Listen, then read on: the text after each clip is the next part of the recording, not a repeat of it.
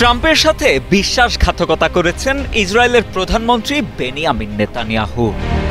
যুদ্ধবিরতির চুক্তি লঙ্ঘন করে ইরানের ওপর হামলার ঘটনায় ইসরায়েলের প্রতি নিজের ক্ষুব্ধ প্রতিক্রিয়া তুলে ধরে এমনই মন্তব্য করেন মার্কিন প্রেসিডেন্ট ডোনাল্ড ট্রাম্প। 24 জুন কাতার ভিত্তিক সংবাদ মাধ্যম আল জাজিরার যুক্তরাষ্ট্র প্রতিনিধি ফিল লেভেল ট্রাম্পের এই মনোভাবের কথা জানান।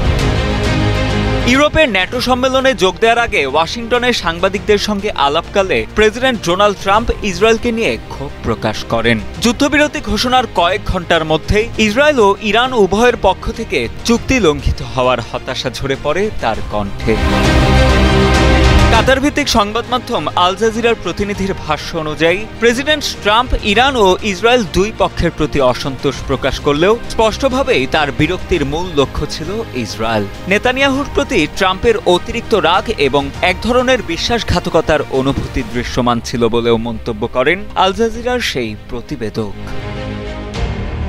যুদ্ধবিরতির প্রস্তাব নিশ্চিত করতে সোমবার ইসরায়েলি প্রধানমন্ত্রী নেতানিয়াহুর সঙ্গে ফোনে কথা বলেন ট্রাম্প। পরে যুদ্ধবিরতির প্রক্রিয়ায় ইরানকে যুক্ত করতে তিনি কাতারের সহযোগিতা নেন। পরদিন নিজের সামাজিক যোগাযোগ মাধ্যম ট্রুথ সোশ্যালে দেয়া এক পোস্টে ট্রাম্প সরাসরি ইসরায়েলকে উদ্দেশ্য করে বলেন, ইসরায়েলকে এখনই বোমাবর্ষণ বন্ধ করতে হবে। এটি যদি বন্ধ না করা হয় তাহলে সেটি যুদ্ধবিরতির চরম লঙ্ঘন হবে। তৎক্ষণাৎ বিমানের পাইলটদের বাড়িতে ফিরিয়ে আনা হোক। এর আগে গত শনিবার মার্কিন বিমান বাহিনী ইরানের 3টি পারমাণবিক স্থাপনায় হামলা চালায়।